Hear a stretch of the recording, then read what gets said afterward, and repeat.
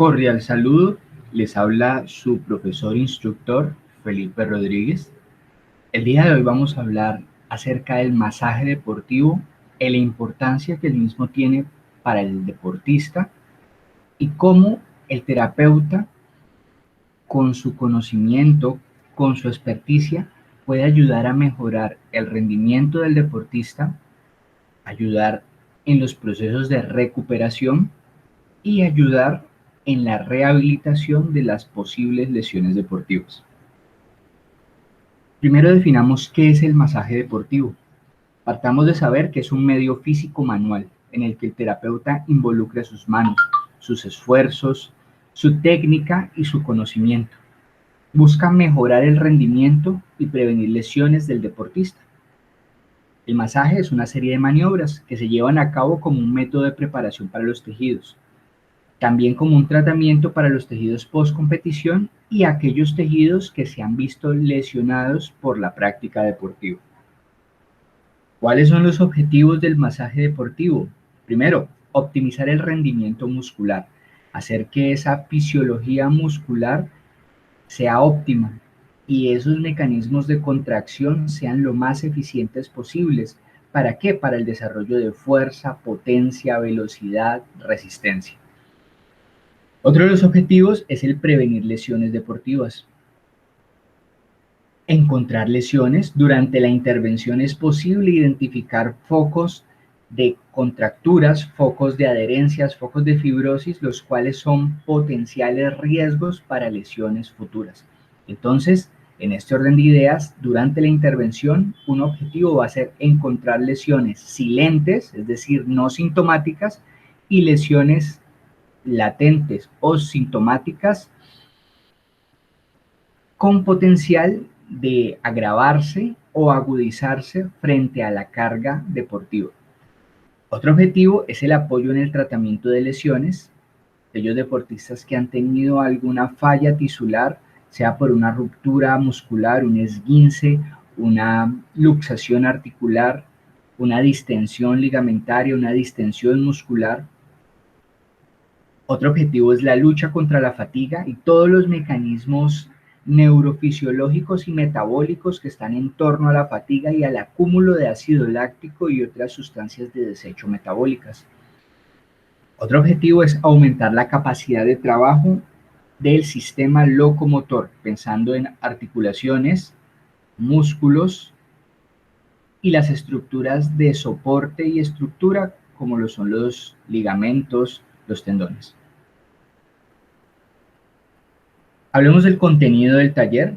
Vamos a abordar la fisiología y la anatomía básica del aparato locomotor. Para esto ustedes van a tener que ampliar sus conocimientos. El aparato locomotor es sumamente extenso y el conocimiento requiere una dedicación de tiempo bastante importante. El día de hoy vamos a ver aquellas generalidades que nos van a permitir comprender los beneficios de la técnica en los músculos, pero también nos van a permitir ubicar anatómicamente las regiones de tratamiento. Vamos a hablar acerca de los efectos fisiológicos del masaje deportivo, los beneficios del masaje deportivo, los tipos de masaje deportivo, los principios de la técnica y en una parte práctica vamos a hacer la aplicación de la técnica en cabeza, cuello, espalda, extremidades superiores, extremidades inferiores, aplicando principalmente las tres líneas de la técnica: el masaje precompetitivo, el masaje durante la competencia y el masaje postcompetitivo o de recuperación. Aquí tenemos una vista frontal del cuerpo humano. Identifiquemos regiones anatómicas grandes. La región cefálica, por delante de ella la región facial, el escalpo o cuero cabelludo, la región del cuello, la región de los hombros, la región pectoral, la región abdominal, la región pélvica, la región genital, las extremidades inferiores, parte superior de ellas, muslo, articulación de la rodilla, pierna, tobillo y pie. Extremidades superiores, hombro, brazo, antebrazo, mano y dedos. En una vista posterior La parte posterior de la cabeza está cubierta por el escalpo, cuero cabelludo.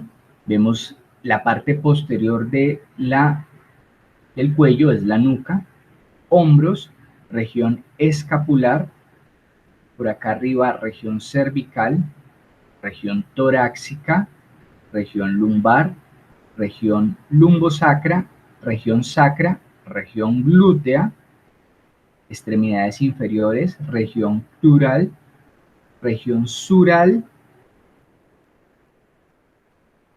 tobillo, región calcánea.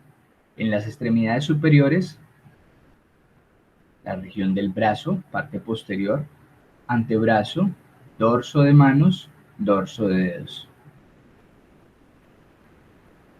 Aquí vemos un plano profundo, un plano esquelético, 206 huesos a estudiar, vamos a ver algunos de ellos.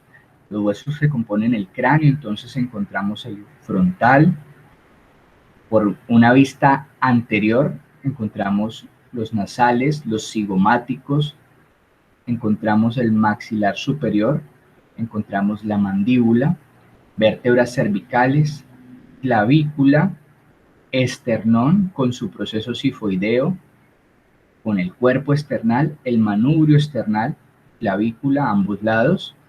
Encontramos la articulación del hombro conformada por la clavícula, por la región anterolateral de la escápula, formando el techo óseo del espacio subacromial. Luego encontramos el húmero, este hueso que forma la parte central del brazo. Luego encontramos la articulación del codo. Encontramos dos huesos en el antebrazo, el radio y la ulna. Luego encontramos la región del carpo. Ahí encontramos una serie de huesecillos yuxtapuestos e interpuestos, escafoideo, lunado, triquetal, pisiforme, trapecio, trapezoideo, capitado y amatal. Luego encontramos la región del metacarpo, 5 metacarpianos. Articulándose con los metacarpianos encontramos las falanges proximales, luego las falanges medias y luego las falanges distales, exceptuando en el pulgar que encontramos solo dos falanges, la falange proximal y la falange distal. Continuando con la región del tórax y bajando hacia la región abdominal, encontramos en la parte posterior las vértebras lumbares, 5 de ellas, y las tenemos, 12 torácicas por acá encima de las lumbares. Luego encontramos el hueso sacro, que son las vértebras lumbares fusionadas, y al final del hueso sacro encontramos el hueso coxis. Al lado y lado del hueso sacro están los huesos ilíacos, que en fusión con los isquion y con los pubis forman el hueso coxal, y la suma de los dos huesos coxales forman la cintura pélvica. Entonces todo lo que estamos señalando es el hueso costal, aquí el ilion, atrás el isquion, adelante el pubis.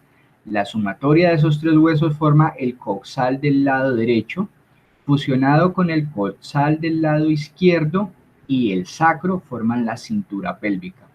Luego encontramos en las extremidades inferiores el fémur, articulándose con el fémur la tibia, la fíbula, aquí no se ve, la vamos a ver más adelante, y por delante la patela formando la articulación de la rodilla. En una vista posterior vemos los parietales, derecho e izquierdo, occipital en la parte inferior, vemos las 7 vértebras cervicales, las 12 vértebras torácicas, la escápula que tira la espina escapular hacia la parte anterolateral para formar el techo escapular. Todo esto es la cintura escapular. Encontramos las costillas, 12 pares, a cada lado una. Encontramos las vértebras lumbares, dijimos que eran 5, luego las vértebras sacras, luego las vértebras coxígeas. Aquí tenemos la columna, 7 vértebras cervicales, 12 torácicas, 5 lumbares, 5 sacras fusionadas, de 3 a 4 coxígeas. La columna tiene unas curvaturas normales. En la región cervical es una lordosis, en la región torácica es una sifosis y en la región lumbar vuelve a ser una lordosis. Estas curvas permiten la distribución del peso de la cabeza y las extremidades superiores de una forma armónica y no lesionante. Cuando estas curvas se alteran, comienzan a haber disfunciones a nivel de la columna, especialmente de los discos intervertebrales y de los nervios que emergen de los forámenes vertebrales. Eso ya lo vimos, la caja torácica, manubrio esternal, cuerpo del esternón, clavículas, las costillas se unen al esternón por los cartílagos costales. En la parte abdominal hay unos planos musculares que protegen las vísceras, específicamente los músculos abdominales, profundo, transverso, luego oblicuo superior, luego oblicuo inferior y luego los rectos del abdomen. Aquí vemos la aponeurosis abdominal, que es el sitio donde se fusionan los músculos abdominales. Por detrás estamos viendo la fascia toracolumbar, que es también una aponeurosis donde los músculos lumbares llegan hacia las vértebras. Aquí estamos viendo el hombro, todo esto ya lo estudiamos. Escápula, espina de la escápula, clavícula, húmero forman la articulación glenumeral o articulación del hombro. Recuerden que la sumatoria de las dos escápulas con su respectiva articulación del hombro se considera la cintura escapular. Aquí estamos viendo ya un plano muscular. Vemos los músculos de la cara o músculos de la expresión facial, el músculo frontal, el orbicular de los párpados. Vemos el cigomático mayor, vemos el orbicular de los labios, el platisma, que es un músculo cutáneo que está en la parte delantera, en el cuello, la arruga, la parte inferior del mentón, entre el mentón y las clavículas. Vemos aquí el deltoides, fibras anteriores, fibras laterales, fibras posteriores. Vemos aquí el bíceps, vemos aquí el braquio radial, vemos aquí los músculos flexores de la muñeca y más profundo los músculos flexores de los dedos. Aquí observamos el pectoral mayor. Por debajo del pectoral mayor encontramos el pectoral menor. Por debajo encontramos el serrato anterior. Aquí estamos viendo el oblicuo externo del abdomen. Luego, en este plano estamos viendo el recto del abdomen. Por acá estamos viendo el oblicuo inferior y en un plano profundo el transverso del abdomen, que tiene sentido transversal. En las extremidades inferiores estamos viendo el sartorio, un músculo que viene de la espina ilíaca anterior superior y baja hacia la parte medial de la tibia. Encontramos el cuádriceps, conformado por sus 4 vientres, recto femoral, vasto intermedio, vasto lateral y vasto medial.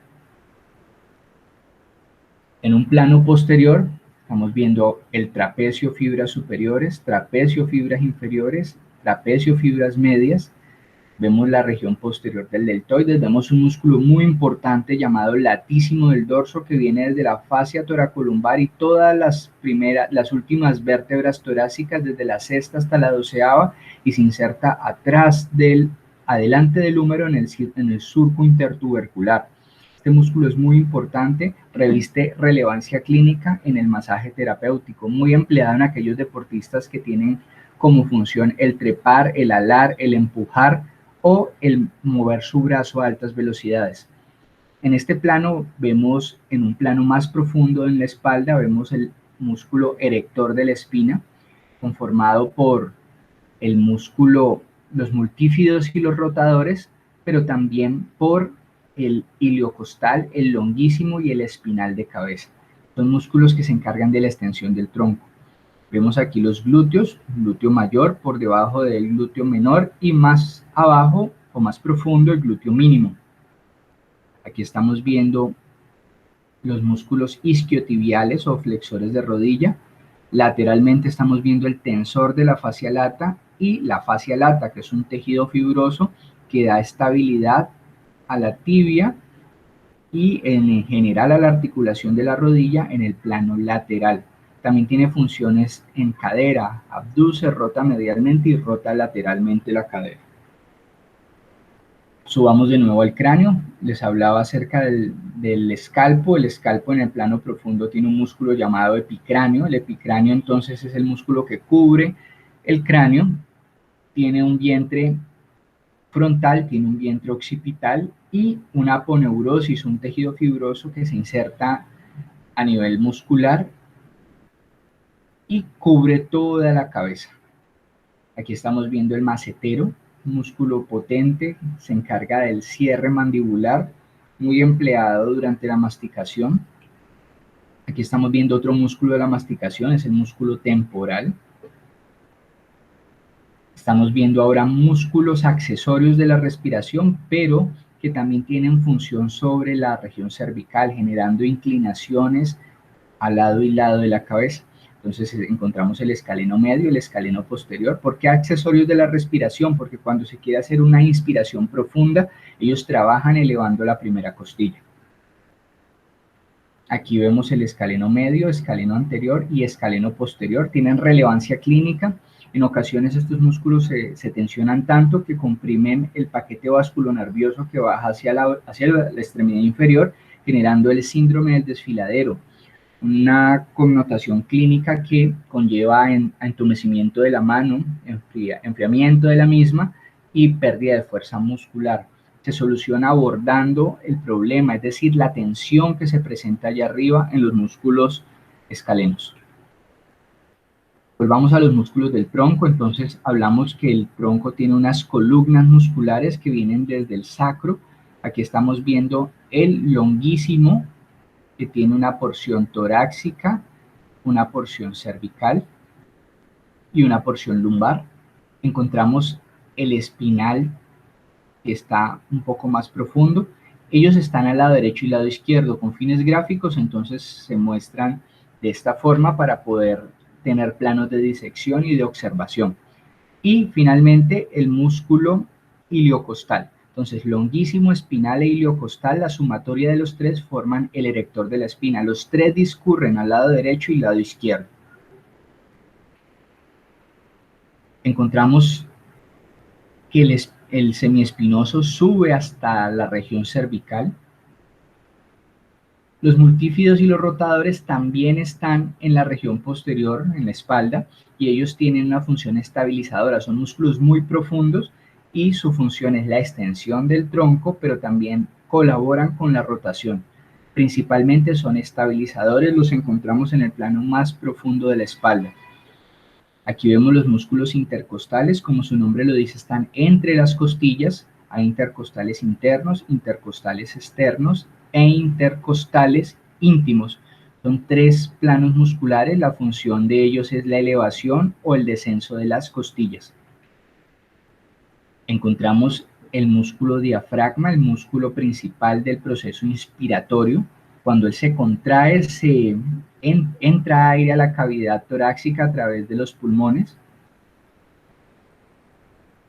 Este músculo genera un efecto de presión negativa dentro de la caja torácica, haciendo que rápidamente entre aire en nariz, faringe, laringe, tráquea, bronquios, pulmones, y ese aire pase hacia el árbol bronquial, difunda rápidamente al espacio alveolo capilar y pase a oxigenar la sangre. Vamos a la región del abdomen. Aquí encontramos el músculo transverso del abdomen. Este que estamos viendo es el oblicuo interno del abdomen. Aquí estamos viendo el transverso. Aquí estamos viendo el músculo recto del abdomen. Él es flexor de tronco y en acción inversa, retrovertor de la pelvis. Vemos el cuadrado lumbar, es un músculo que está ubicado posteriormente en la región lumbar. Va desde la espina ilíaca, de la cresta ilíaca, hacia las vértebras lumbares, hacia los procesos transversos. Y la función que tiene es la elevación de la hemipelvis, muy importante en la estabilidad lumbar. Encontramos el músculo psoas mayor, es un músculo que va desde la columna lumbar hacia el tubérculo menor del fémur. Tiene función flexora de cadera. Él se une con el ilíaco y forman entre los dos un músculo llamado iliopsoas, un potente flexor de cadera. Miremos los músculos del brazo. Volvemos a ver el trapecio, fibras superiores, fibras medias, fibras inferiores. Vemos el elevador de la escápula, mucha relevancia clínica este músculo. Procesos somatosensoriales, tensión, estrés, ansiedad tienden a acumularse en este músculo y lo encontramos muy presente en nuestros deportistas. Esos focos de tensión secundarios a la ansiedad o a la sobrecarga emocional. Aquí vemos el romboides menor, vemos el romboides mayor, son ambos aductores de escápula y rotadores inferiores. Vemos el serrato anterior, que es un músculo que adosa la escápula a la caja torácica. Él es el principal rotador superior del hombro y cuando este músculo falla, comienza a presentarse problemas en el espacio subacromial del hombro, comúnmente el pinzamiento del manguito rotador. Aquí vemos el pectoral mayor, bastante desarrollado, bastante potente. Tiene fibra clavicular, tiene fibras externales y tiene fibras abdominales. Es un potente flexor de brazo, aductor y rotador medial del mismo. Aquí encontramos el latísimo del dorso, hablábamos acerca de él hace unos momentos. Es un músculo muy potente, aunque delgado, es bastante extenso. Su llegada es al surco intertubercular y su función es la extensión del brazo, la rotación medial, y en acción inversa lleva la pelvis a la acción de trepar. Aquí vemos el deltoides, fibra anterior, lateral y posterior. Aquí estamos viendo el supraespinoso, uno de los músculos que conforma el manguito protector del hombro. El infraespinoso, otro de los músculos que conforma el manguito, pero en este caso el manguito rotador. El infraespinoso es un rotador lateral. Encontramos el terete menor, también rotador lateral. Aquí encontramos el músculo subescapular, un potente rotador medial, integrante del manguito rotador. Y aquí encontramos el músculo terete mayor. Estamos viendo el bíceps, potente flexor de codo. Aquí estamos viendo el músculo anconio. Y aquí estamos viendo el músculo brachiorradial. Este es el brachiorradial.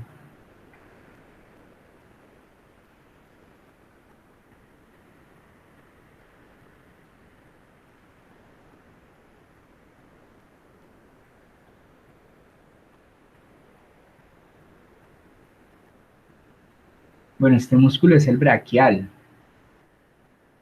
Sigamos. Músculo del antebrazo y de la mano. Aquí estamos viendo el pronador terete o pronador redondo. Estamos viendo aquí los flexores de muñeca y flexores de dedos. Continuamos viendo, este es el flexor largo del pulgar, el flexor común o superficial de los dedos. Aquí estamos viendo el músculo flexor común superficial de los dedos. Todos ellos tienen funciones de doblar la muñeca o cerrar los dedos. Aquí estamos viendo el músculo brachiorradial, función la flexión de codo. Aquí estamos viendo el extensor radial largo del carpo, el extensor radial corto del carpo y el extensor ulnar del carpo. Todos extienden la muñeca. Aquí estamos viendo los extensores de los dedos. Aquí estamos viendo un músculo llamado el oponente, muy importante. Se tensiona bastante ante la fatiga en mano. Aquí vamos a comenzar a ver músculos de cadera y muslo, glúteo mayor.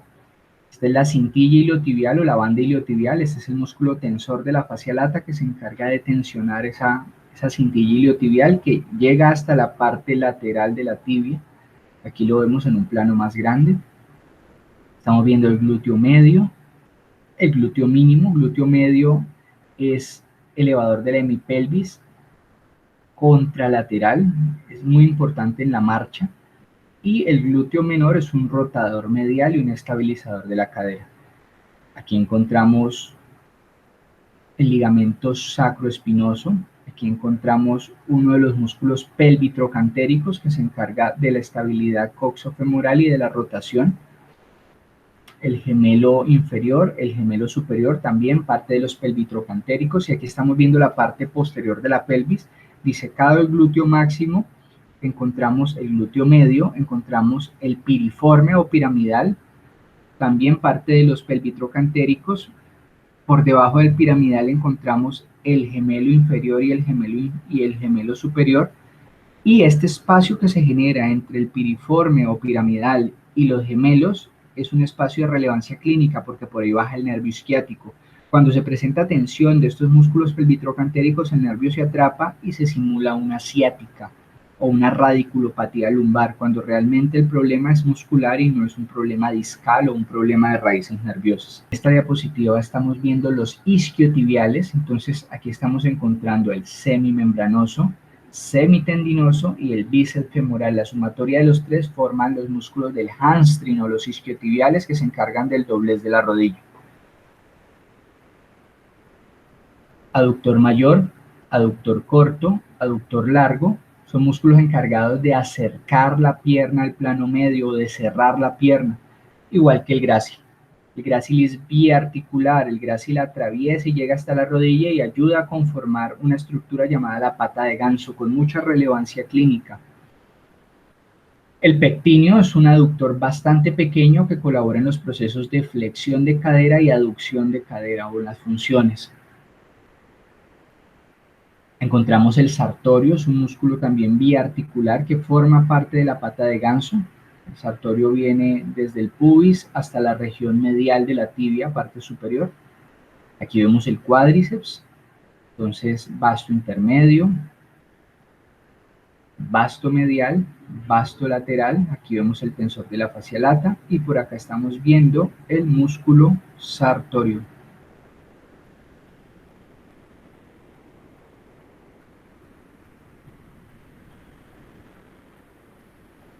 Aquí están los 4 vientres del cuádriceps. Miremos ahora músculos de pierna y pie, tibial anterior, parte delantera de tibia, extensor largo del dedo gordo. Estamos viendo cómo nace desde la parte inferior, aproximadamente a nivel de la mitad inferior de la tibia. Estamos viendo el extensor largo de los dedos, extensor largo del halus, extensor largo de los dedos. Aquí estamos viendo el fibular largo, el fibular breve, son músculos que se encargan de evertir el pie. Aquí estamos viendo los gastronemios o gemelos, se conocen de ambas formas, vientre lateral, vientre medial. La combinación de los dos llega al tendón de Aquiles y se encarga de la plantiflexión. Por debajo de los gastronemios está el sóleo, un potente plantiflexor. Tibial posterior es un músculo que está en el plano posterior, llega a la base de los metatarsianos, primero, segundo, tercero y cuarto, y ayuda a conformar el arco del pie. Es un potente invertor de pie. Flexor del dedo largo, flexor largo del dedo gordo, es un potente músculo que nos ayuda con la marcha, con la fase del despegue. Y hemos visto algunos de los muchos músculos que tiene el cuerpo humano. Hemos visto aquellos que esperamos abordar con la técnica. Sin embargo, queda la invitación a que hagamos una profunda revisión del tema, lo hagamos con calma, porque el cuerpo humano, fuera de que tiene muchas estructuras, cada una de esas estructuras cumple una función. Si hablamos de un músculo cumple una función principal, cumple una función accesoria o sinergista, pero a la vez también hay que conocer que ese músculo recibe una inervación, es decir, una llegada nerviosa, y que ese músculo recibe un aporte vascular a través de sus vasos nutricios. Entonces son datos muy importantes al momento de pensar en un abordaje terapéutico. Entonces, a fortalecer aquellos conocimientos anatómicos que debemos reforzar. Vamos a hablar un poco acerca de la técnica, masaje deportivo. ¿Por qué es importante la técnica? El deporte hoy día ha cogido fuerza. Ya no solo hablamos de deportistas de profesión, sino que también debemos considerar a aquellos deportistas recreativos, esos deportistas que quieren mejorar su calidad de vida a expensas de la práctica deportiva. Entonces, partamos de saber que el deporte implica una superación y como tal una exigencia física para conseguir la victoria o mejorar marcas, pero también para mantener la calidad de vida y la salud. ¿Por qué? Porque hemos comprendido con el paso del tiempo de que el deporte y el ejercicio físico es una forma de fomentar salud y vida. Buscar los límites de la capacidad ocasiona un desgaste y este desgaste repercute en el rendimiento y en la salud del deportista. El masaje es una de las tantas estrategias que busca favorecer al deportista, disminuyendo los niveles de fatiga y previniendo lesiones. También acelerando aquellas recuperaciones que se requieren cuando hay un proceso de lesión.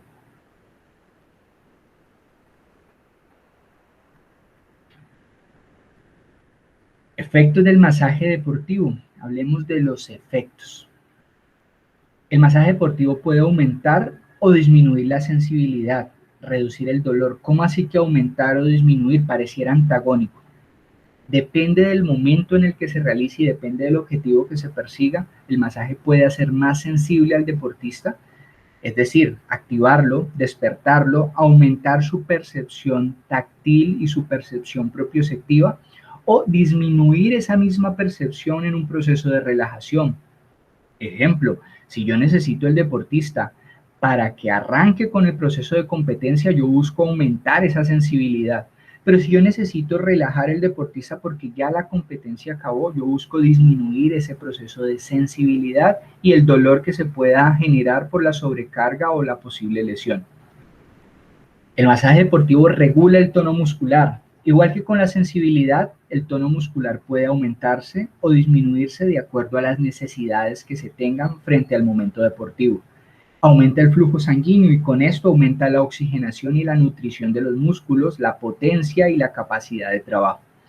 Aumenta el intercambio de gases. Cuando empujo sangre hacia los músculos va oxígeno y nutrientes, pero también la sangre que pasa por el tejido se lleva desechos metabólicos y se lleva el dióxido de carbono, desecho del metabolismo aeróbico. En relación al sistema nervioso, el masaje puede relajar, pero también estimula, depende de la técnica empleada, ya lo dijimos. Elimina células muertas de piel, aumenta la temperatura y el flujo sanguíneo. Esto es muy importante, especialmente cuando el deportista compite en clima frío o muy temprano en la mañana. Mejora la movilidad de las articulaciones, disminuye la fatiga muscular, favorece la eliminación de productos de desecho del organismo, aumenta la eliminación de orina. ¿Por qué? Porque se aumenta el flujo sanguíneo, se aumenta el retorno venoso, se aumenta el drenaje linfático y esto conlleva una mayor depuración. Favorece la actividad intestinal, aumenta la oxigenación, ya lo explicamos, por aumento de la llegada de sangre, reduce el tiempo de recuperación y genera una relajación psíquica. Ahora miremos los contactos de la técnica. Toda la técnica se desarrolla en torno a estos contactos que vamos a ver. El terapeuta debe decidir cómo combinarlos para lograr sus objetivos. Primer contacto, frotación. Deslizamos las manos sobre la piel provocando afluencia de sangre en la superficie. Se trata de una maniobra muy relajante debido al amplio y uniforme contacto de nuestra mano sobre la piel. Toda la región palmar de la mano, incluyendo el dedo gordo, incluyendo las falanges distales de los dedos, deben estar en contacto con la piel del deportista. Es un deslizamiento suave, pero con una presión moderada. Siguiente contacto, fricción. Las manos no se deslizan sobre la piel, sino que es la piel la que se desliza sobre las estructuras profundas. La presión de la mano y el movimiento la presión es mayor que en el deslizamiento, pero el movimiento es mucho más lento. Este contacto estimula la circulación y permite eliminar adherencias. Un ejemplo clásico de la fricción es el masaje transverso profundo. Eso es una maniobra de fricción especial que evita que los tejidos cicatricen inadecuadamente en una lesión y evita la adherencia de los tejidos a otros tejidos. Otro contacto es la percusión. Con la mano encocada se realizan golpes, unos golpeteos suaves, pero relativamente contundentes, no generan dolor en la piel, no pringan, pero generan un estímulo expansivo al momento de contactar. Las percusiones pueden darse de forma cóncavo-sedante, como lo estamos viendo aquí. Son percusiones suaves con la mano encocada, relajada la mano, y estimulantes o cúbito radial. Se hacen con la región medial de la mano. Entonces, la región medial o ulnar golpea directamente el área que estamos tratando. Otro contacto son las presiones. Se trata de aplicar una presión con nuestras manos en una zona corporal, transmitiendo una sensación reconfortante y al mismo tiempo apretando el músculo y provocando que entre sangre nueva en él. Esta presión genera una isquemia momentánea, es decir, una falta de llegada de sangre. Una vez se retira la presión, la isquemia pasa a ser reemplazada por una hiperemia o una llegada de sangre mayor. Otro contacto son los amasamientos, donde se estruja y se retuerce el músculo para eliminar los productos de desecho en profundidad. Es una maniobra principal para tratar la fatiga. Otro contacto es la vibración. Se realiza con contracción de los músculos del brazo. Se transmite un pequeño temblor a nuestra mano y a la masa muscular del deportista. Es una maniobra muy sedante. El esfuerzo del terapeuta viene desde el hombro, trasciende codo, muñeca y llega a la mano. Otro contacto es el drenaje venoso y linfático, donde se utilizan movimientos muy suaves y lentos a favor del retorno venoso. pasando la linfa a los ganglios linfáticos y con ello ayudando a eliminar productos de desecho y exceso de líquido. Esos son los contactos, repasémoslos. Rotación. Entonces deslizo la mano sobre la piel suavemente con una presión moderada. Fricción, deslizo la piel sobre los tejidos profundos. Menor velocidad, mayor fuerza de compresión. Percusiones pueden ser sedantes con la mano cóncava o pueden ser estimulantes con la mano en postura radial, golpeando con el borde medial de la mano. Otro contacto son las presiones, donde comprimo el músculo o el área a tratar. ¿Cuántos segundos? Alrededor de 5 o 6, con una presión que no supera las 15 libras. Libero suavemente y genero una hiperemia posterior al periodo de isquemia que se genera durante la presión. El amasamiento busca estrujar y retorcer el músculo para eliminar esos productos de desecho. La vibración busca transmitir el esfuerzo que el terapeuta hace desde la parte alta y se traduce en unas ondas que generan beneficio, que generan confort, que generan sensación de reparación o sensación de bienestar en el deportista. Y el drenaje venoso y linfático, el cual consiste en recolectar ese líquido, esos desechos metabólicos en el sentido de la circulación linfática y depositarla en los ganglios linfáticos. Ahora veamos el tipo de masaje deportivo. Hay diferentes tipos, de acuerdo al autor se pueden clasificar de diferentes formas. Pero con fines pedagógicos vamos a hablar que el masaje deportivo se clasifica como masaje preparatorio, aquí lo vemos, como masaje durante la competencia, aquí lo vemos, y como masaje de recuperación o post competencia. Ustedes ven que aquí se ve el masaje de entrenamiento. Este masaje de entrenamiento tiene mucho del de calentamiento y del de durante la competición, y el masaje como parte de la rehabilitación de una lesión que se realiza por personal especializado, fisioterapeutas encargados del proceso de rehabilitación de un deportista. En este tipo de masaje se emplea mucho el masaje transverso profundo, la liberación de tejidos blandos y manipulaciones especializadas a las articulaciones. Hablemos ahora del masaje de calentamiento. Es un masaje estimulante previo a la competición o al entreno. La cadencia es más bien rápida y busca activar la circulación, calentar los músculos, mejorar la elasticidad muscular. Todo esto para prevenir lesiones y para preparar al deportista neurofisiológicamente, estimularlo propioceptivamente para que salga a dar lo mejor de sí en la competencia o en la práctica. El objetivo, preparar física y psíquicamente nuestro cuerpo para el esfuerzo, aumentar la oxigenación muscular y los contactos elegidos durante esta técnica de calentamiento, frotación, amasamiento y percusiones. ¿Qué percusiones? Las percusiones que se hacen con el borde ulnar de la mano.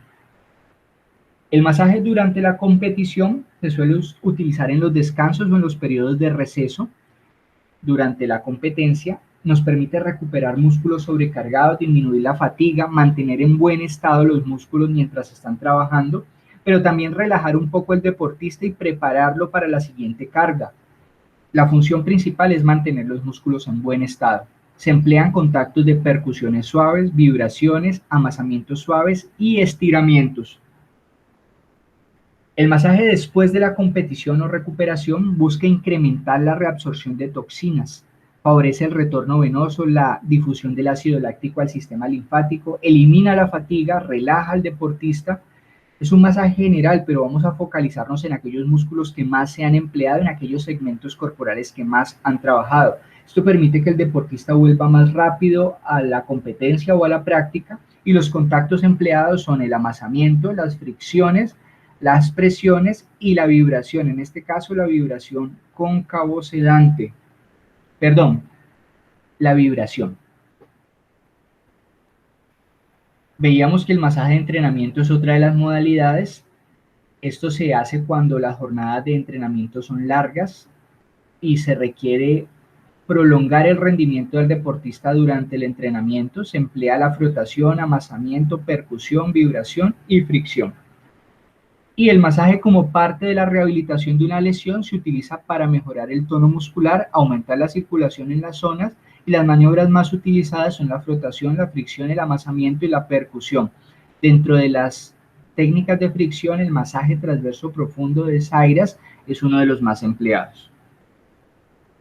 Bueno, les comparto la bibliografía de esta presentación y los invito a realizar el componente práctico del taller, en el cual se realizará el masaje precompetencia, el masaje durante la competencia y el masaje de recuperación en espalda, extremidades superiores y extremidades inferiores. Cordial saludo para todos, un abrazo, que Dios los bendiga, nos vemos en la parte práctica.